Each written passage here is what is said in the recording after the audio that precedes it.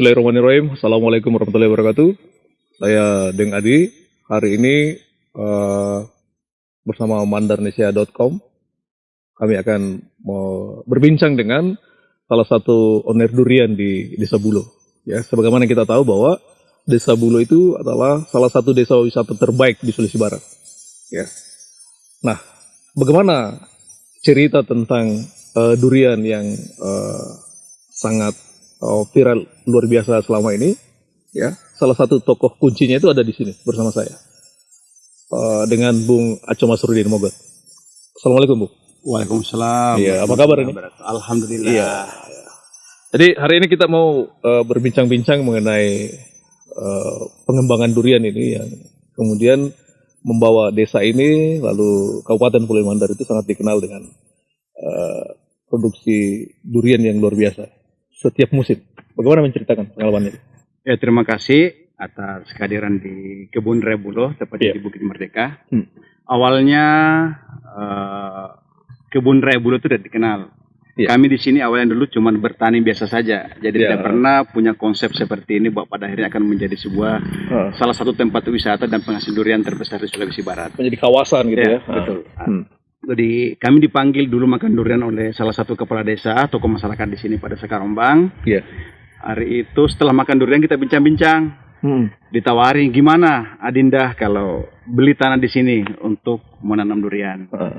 Pada akhirnya itu kami respon dengan bagus. Ada masyarakat yang menjual tanahnya, kalau tidak salah 3.500.000 itu waktu itu. Ya, 3.500.000 waktu itu cuma sekitar 35 area juga. Kami beli dan kami tanami durian montong. Jadi masih kawasan ini masih kawasan hutan, belum ada apa-apa di sini. Nah, kemudian pada akhirnya berkembang, ada lagi yang menjual tanahnya di sini, kami beli lagi. Harganya 6 juta hari itu dengan luas 1,5 hektar. 9 juta. 9 juta dengan luas 1 hektar. 1 hektar ya? 1,5 hektar. Jadi terus bagaimana kemudian mendatangkan bibitnya ke sini? Dan sejak kapan menggelutinya secara serius ini ya? Jadi kita menggeluti pada saat mulai penanaman itu. Jadi 2007 itu kami menanam durian.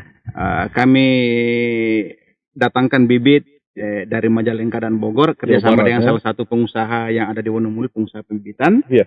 Dan itulah yang kami tanam di sini. Walaupun mungkin juga ada ternyata juga bibit yang bukan montong hari itu. Kita nanya belinya montong, tapi ternyata bukan. Tapi alhamdulillah tetap bagus juga. Ada bibit lain. Ada bibit lain yang campur di durian montong itu. Terus bagaimana menghitung potensinya ya sejak awal menanam dan hingga hari ini? Dari tahun ke tahun bagaimana perkembangannya? Jadi kalau bicara menghitung potensi apa semua segalanya, kita kan tadinya saya mengatakan bahwa kita cuma berkebun biasa saja. Kita tidak pernah berpikir bahwa akan seperti ini. Tidak pernah membayangkan akan begini. Tidak pernah membayangkan seperti ini. Nanti pada tahun 2015 itu panen pertama saya di sini, kita undang masyarakat karena jujur yang membantu kami menanam itu kan masyarakat. Jadi memang kita sudah janji hari itu kalau toh berbuah ini, karena kita juga belum tahu ini apakah montong atau bukan ini. Karena pernah ada proyek gagal di sini, ada penanaman durian Thailand katanya, tapi ternyata gagal. Itu bukan durian Thailand, tapi itu ternyata durian dari Jawa. Jadi saya sampaikan kepada masyarakat, kalau ternyata ini durian montong, buah pertama nanti kita makan bersama. Jadi 2015 kita pesta durian di sini. Ada buah yang sekitar 150-an, kita panggil semua dan pertama kali masyarakat Bulo sendiri makan durian hari itu. Yang montong itu. Yang montong itu. Pertama kali. Terus bagaimana selanjutnya?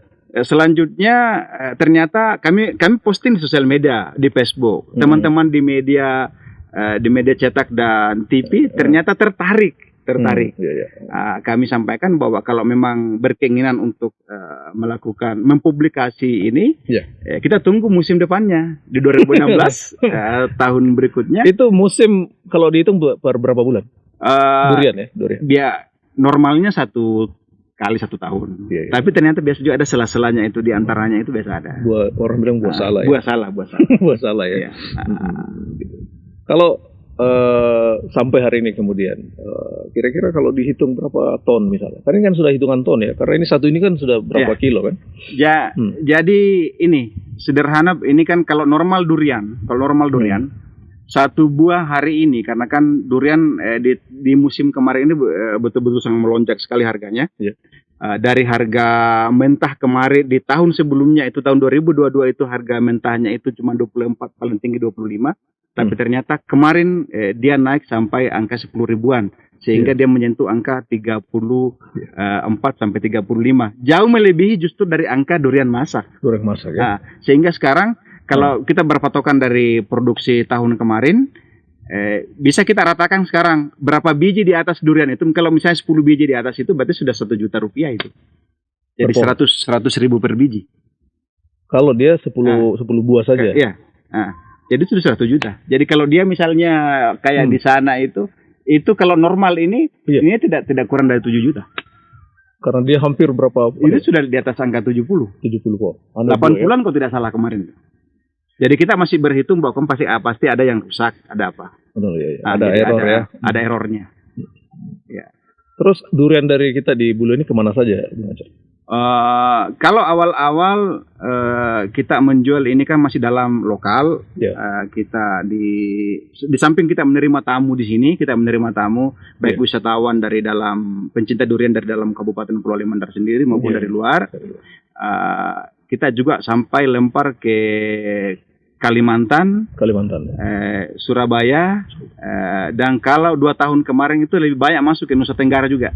Sampai di Nusa Tenggara? Nusa Tenggara Barat, Nusa Tenggara Timur masuk. Durian-durian dari Durian dari Bulo.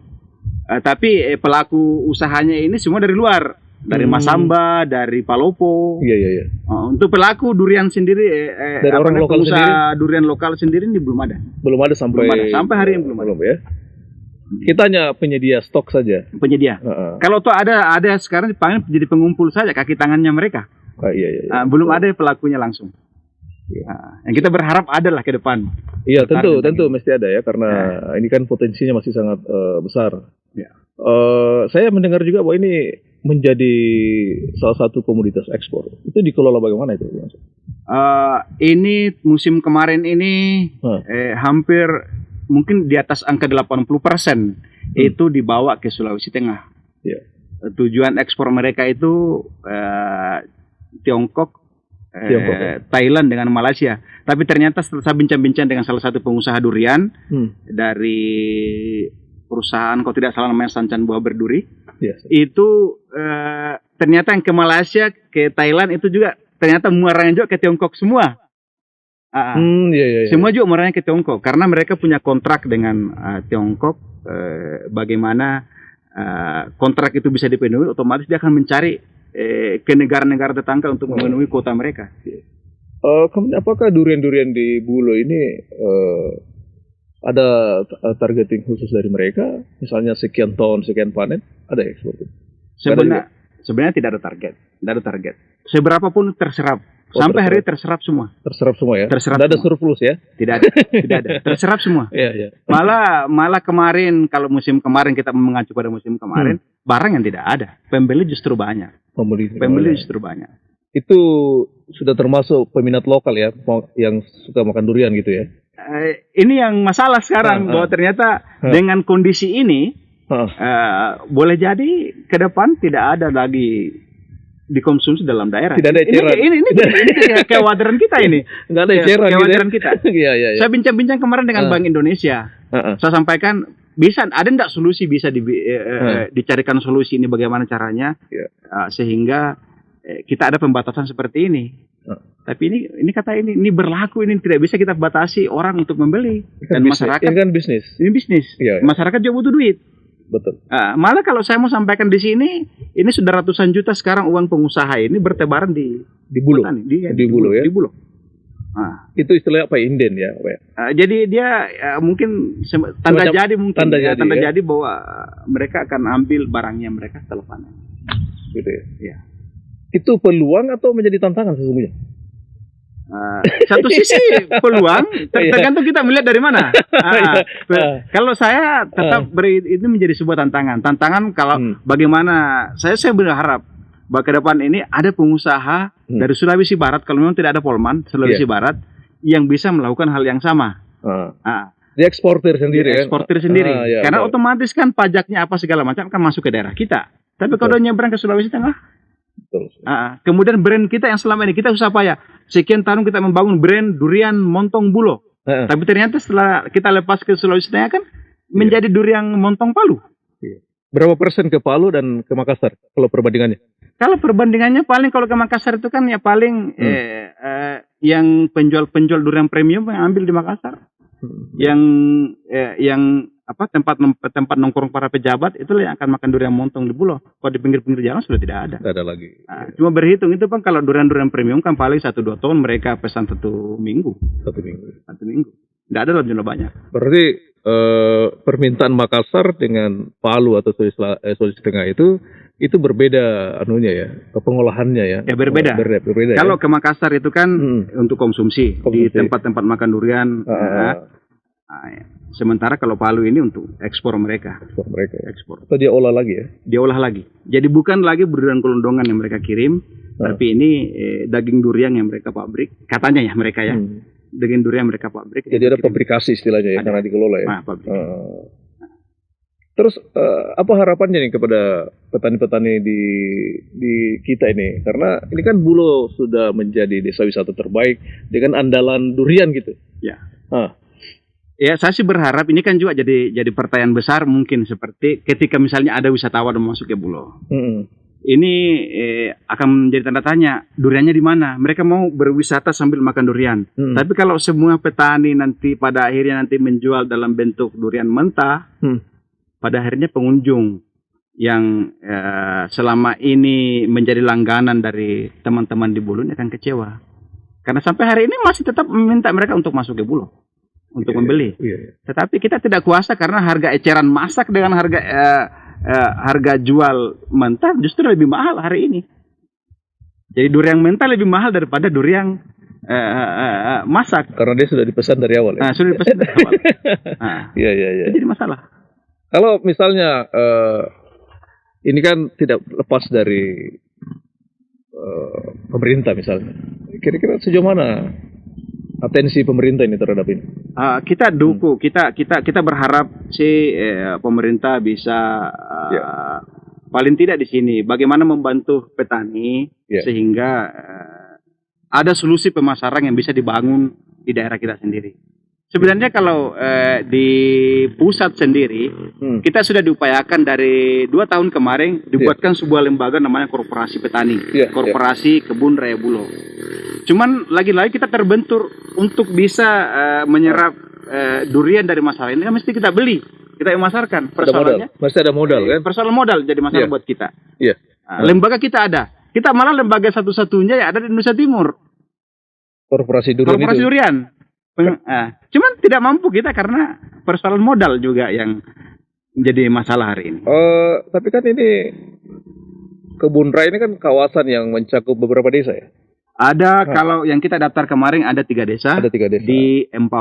Dengan 14 kelompok tani dalamnya. Iya. Kelompok tani dalamnya. Kenapa misalnya korporasi yang dibentuk itu kemudian tidak membangun kerjasama dengan BUMDes misalnya?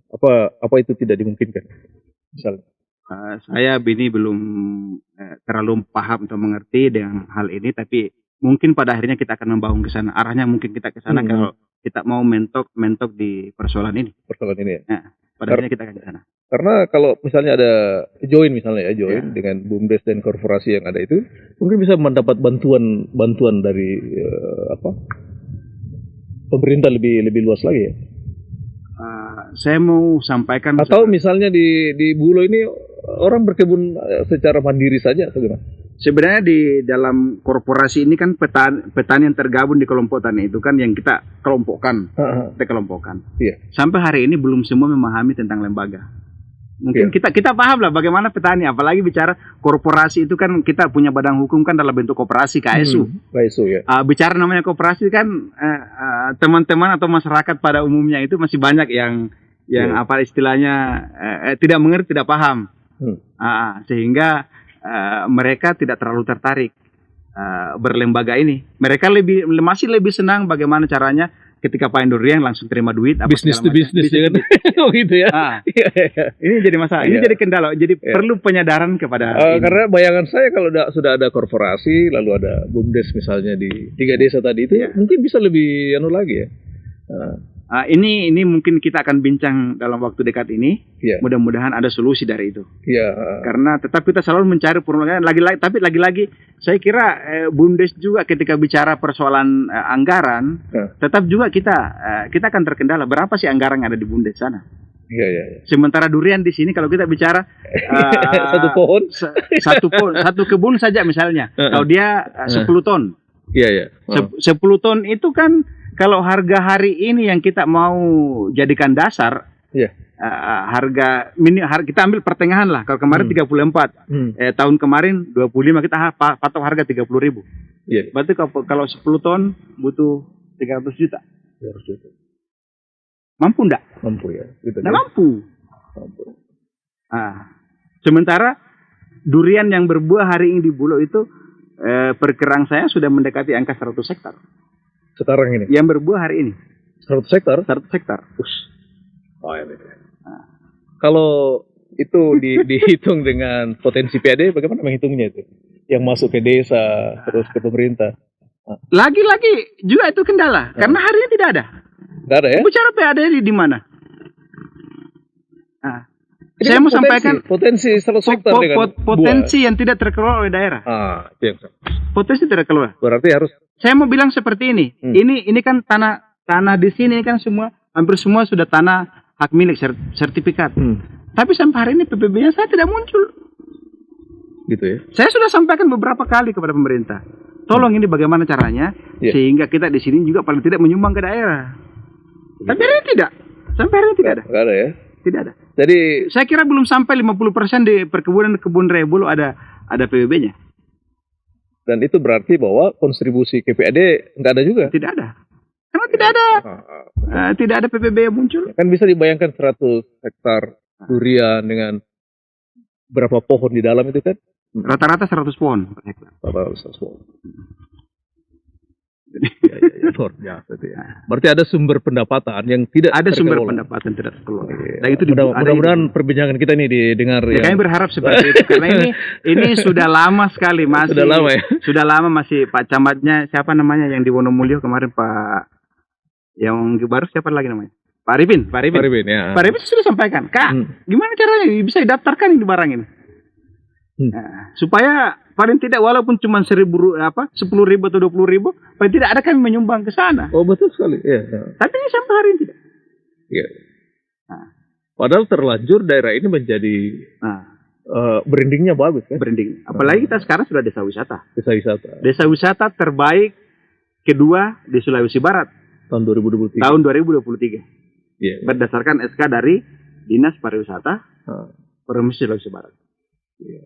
Jadi seharusnya memang predikat dan apa yang sudah ada di Bulo itu mesti ditindaklanjuti oleh pihak yang berwenang kan? Kita berharap seperti itu. Jadi ada loss PAD gitu. Ada loss PAD, otomatis. Lumayan itu, ya. Karena untuk masuk ke kampung durian seperti itu kan berbayar sesungguhnya. Belum. Ini juga belum. Ini juga belum. Karena sulit kan kalau mau menarik retribusi di sini kan mesti ada fasilitas penunjangnya kan penunjang, ada. Betul. Yang diberikan oleh pemerintah daerah. Betul. Adapun kemarin ini jujur juga kita tidak bisa menampilkan bahwa sudah ada sih sebenarnya tapi kan belum maksimal. Seperti kemarin ada toilet yang 2 pintu itu kan ada 10 unit di sini, tapi itu dari Kementerian Desa. Kementerian Desa. Sekarang ini mungkin baru jalan aja ya, yang dibuka ya. Biar orang sampai ke situ. Jalan pun kalau kita mau jujur, yang membuka akses jalan seperti ini kami. Buka sendiri ya? Iya. Kecuali jalan di luar itu kan program PPIP hari itu, kalau tidak salah PPIP. Iya. Tahu 10 tahun lalu PPIP. Iya. Jadi itu yang masukkan anggaran ke sini, sehingga dibuka jalan itu. Jadi alatnya kami sewa setelah selesai pekerjaan, kami sewa alatnya ke sini. Karena kami juga tidak punya duit, ya paling kami mampu sewa sekali itu 2 jam, 3 jam. Saya pada akhirnya bisa terbentuk seperti ini. Yang penting ada jalan dong. Yang penting ada jalan dulu. Karena akses kami jalan dulu dari sana. Iya. Setapak ya? Bukan setapak, tidak ada setapak. Enggak ada? Tidak ada setapak. Ini hutan, ini kawasan hutan. Ini kawasan hutan. Iya. Jadi itu gambarannya ya pemirsa saya bahwa sesungguhnya Kebun Raya Bogor ini adalah salah satu destinasi yang memberi brand kepada Pulau Limantar secara khusus, dan tentu saja Sulawesi Barat ya, karena produksinya itu melintasi provinsi kita. Nah, sampai sejauh ini kalau isi kebun raya ini apakah hanya montong saja atau gimana? Sekarang ini sudah mulai dilakukan penanaman selain montong, tapi kan masih mayoritas montong hari ini. Dari 2-3 tahun kemarin itu sudah ada penanaman seperti musangking, durian oce, durian namlung, dan beberapa jenis durian yang lagi viral hari ini. Coba mungkin bisa dijelaskan tadi apa? Namlung itu dari mana? Namlung itu dari Bangka. Dari Bangka ya? Dari Bangka kalau tidak salah, dari Bangka. Kalau tadi apa yang kita makan itu apa? Ini yang kita makan Masmur ya? Masmur Gold atau Masmur D168 itu dari Malaysia. Nah. Pemirsa, ini rasanya beda ini dengan Masmur ya. Ya. Kemudian apa tantangan lain ini, Bung Aco ini? Dengan apakah musim atau gimana? Tantangan lain yang dihadapi petani hari ini kan jujur kita bicara secara teknis dari dinas terkait, kan kita belum ada pengetahuan tentang budidaya durian sebenarnya. Jadi otodidak loh petani di sini. Jadi seperti yang kita lihat hari ini di belakang kita ini kan durian kena kanker. Jadi kita mau bertanya sama dinas juga atau apa, ini kan mereka tidak paham juga. Sehingga guru kami itu paling kita gurunya adalah YouTube. Jadi kita searching di sosial media, belajar dari YouTube, belajar dari YouTube apa segala macam, dan beberapa grup-grup durian kita cobalah bertukar informasi. Kayak punya durian seperti ini, masalahnya seperti ini. Jadi biasa teman-teman dari Jawa itu bilang tolong pakai ini. Tapi Jawa dengan Sulawesi Barat di sini kan sangat jauh, di sana lengkap. Memang di sana ada, kami tidak ada. Ada saja tidak ada di sini. Meski dengan HP tanah yang sama gitu sama ya. Tetap tidak bisa. Jadi sementara ini kan penyakit yang membuat kanker ini penyakit. Itu bukan hama. Bukan hama ya? Itu jamur. Sampai hari ini tidak ada. Jadi kita bertanya sama siapa. Tapi alhamdulillah ini kami terima. Seharusnya orang yang bertanya ke Bung Aco ya. Tapi mudah-mudahan bertanya kemana? Mudah-mudahan ada solusi sekarang, karena kemarin ini kami sudah dapat surat per 7 Januari kalau tidak salah dari Kementerian Pertanian. Kawasan Bulo ini kita dapat jatah 50 hektar area, 50 hektar untuk perbaikan lahan. Tapi kita tetap masih iri karena ternyata Sulawesi Tengah, tetangga kita Parigi Motong itu dapat perbaikan mutu untuk ekspor Tiongkok. Jelas di situ disebut. Jadi kita iri. Sementara di kepala kita ketika kita bicara ekspor Tiongkok dari Sulawesi Tengah, itu kami punya barang juga dari Bulo. Kita produksi, mereka yang pasang merek gitu ya. Kira-kira begitu ya. Iya, jadi ya itulah bisnis. Itu bisnis. Selalu kita marah. Jadi sebenarnya bukan marah ya pemirsa ya. Ini berharap gitu kan, berharap ya. Karena kalau ditanya tadi bahwa kita mau belajar sama siapa, justru saya mau mengatakan bahwa orang yang akan datang belajar ke sini. Seperti itu logikanya kan. Karena Bung Aco yang mulai dengan teman-teman kan itu. Ya, makanya. Terus ke sini siapa saja yang sudah pernah datang? Studi banding misalnya. Kalau ke sini petani-petani di Sulawesi Barat sudah ada. Biasa baik berangkat sendiri ke sini belajar maupun dibawa oleh dinas. Dua bulan kemarin juga ada lagi sekolah lapang dari dinas provinsi. Itu yang paling aktif dinas provinsi hari ini. Kalau dari daerah lain di luar Sulbar ada? Daerah lain paling petani-petani pribadi-pribadi. Pribadi yang datang. Pribadi-pribadi. Itu datang belajar untuk belajar atau membanding gitu? Datang memang belajar. Jadi tapi biasanya mereka sudah memulai juga ya. Memulai juga, tetapi diambil timing waktunya itu biasanya musim durian. Jadi sambil mereka makan durian, belajar juga bagaimana budidaya durian ini. Tapi selalu kami sampaikan bahwa kami sedang tahap belajar. Makanya kita bertukar informasi saja. Karena jangan sampai apa yang kami sampaikan itu tidak cukup di wilayahnya dia. Disaring saja. Teori kami kan tidak punya. Teori kami tidak punya. Kami ini orang lapangan. Kemudian Bung Aco ini ya. Ini durian kan memang nikmat dimakan dengan buah yang asli seperti ini. sepengetahuannya ini bisa diolah seperti apa lagi di montong ini misalnya? Montong itu kami coba kemarin buat selai durian. Kami buat selai durian dan kami sudah tampil di beberapa kegiatan tingkat provinsi. Kemarin di Sulbar Expo kami ada. Iya. Kemarin juga pada saat kegiatan BI Kurasi UMKM Sulawesi Barat, kami juga tampilkan di sana. Cuman tetap banyak saran-saran yang diberikan untuk melengkapi sehingga untuk bisa perbaikan selanjutnya. Karena kami belum ada khas di selai yang kami buat itu belum ada khas. Masih dia seperti masih durian selai durian tempat lain. Jadi belum ada yang ini. Sehingga kita berpikir bahwa bagaimana caranya. Belum ada rasa yang berbeda. Tidak ada rasa yang berbeda. Masih sama dengan selai durian di tempat lain. Itu memang di riset ya. Mestinya seperti itu. Jangan sampai kita yang punya pohon duriannya lalu orang lain lagi yang bikin selainya kan. Mestinya kan orang Sulbar sendiri kan.